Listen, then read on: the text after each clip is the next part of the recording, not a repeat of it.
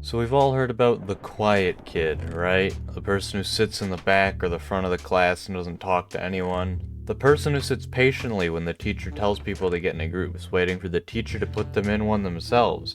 The person who might not be in a club or do any sports at all. The person with little to no friends. So I was the quiet kid, and I'm going to share my experience with you so that you can get an idea of what's going on inside their heads, because it's probably not what the memes that I'm not going to mention on YouTube may imply. Now, once upon a time, when I was in middle school, I was what you'd probably think of when you hear ADHD kid. I was energetic, quirky, and would talk your ears off, and I thought I was friends with all of my classmates, but I slowly started to realize that they might not see it that way. See, I'd noticed them whispering to each other and giggling while looking at me, doing activities without inviting me or telling me about them, and also the fact that pretty much every time I'd have a conversation with someone, it was always me who initiated talking. So I wanted to test something. One day, I decided that I wasn't going to talk to anybody, and I'd see how long it took before someone talked to me first. And this little experiment opened my eyes because it took 2.5 days for anyone to say a single word to me. And when they did, it was to ask me to move seats at lunch so someone else could sit there. So, yeah, that hurt. And it was then that I turned from the quirky, energetic kid to the quiet kid that didn't talk to anyone. Ignorance truly is bliss.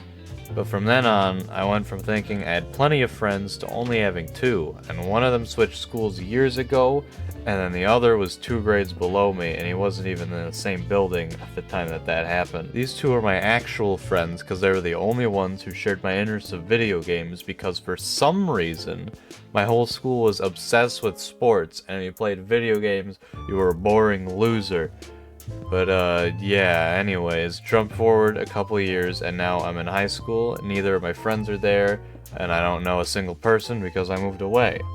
So now I'm the quiet kid in a new school where nobody even knows who I am, and it turns out I have social anxiety and don't even know how to talk to new people and even attempt to make new friends. Because apparently you don't develop those skills in a private school with 200 students tops and you know almost everyone's name already. But yeah, freshman year I didn't make any real friends, and classmates only knew my name because I'd usually get like top 3 in Kahoots consistently. But they never talked to me outside of asking for the answers to questions, and foolish me thought that by helping them they'd start talking to me about other things and become my friends. But nope, so I stopped doing that.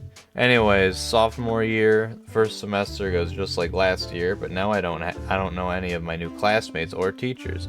The second semester rolls around, I finally find people who talk to me and care about what I have to say.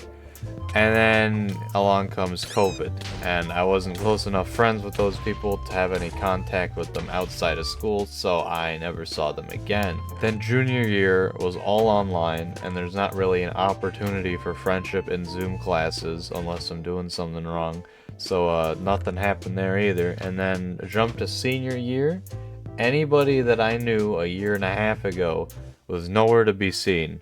And I was at square one again, and I thought I'd at least try to be proactive and start talking to people, but I'd either befriend like a foreign exchange student or something who'd be gone at the end of the semester, or people who just pretend I didn't exist outside of the classroom.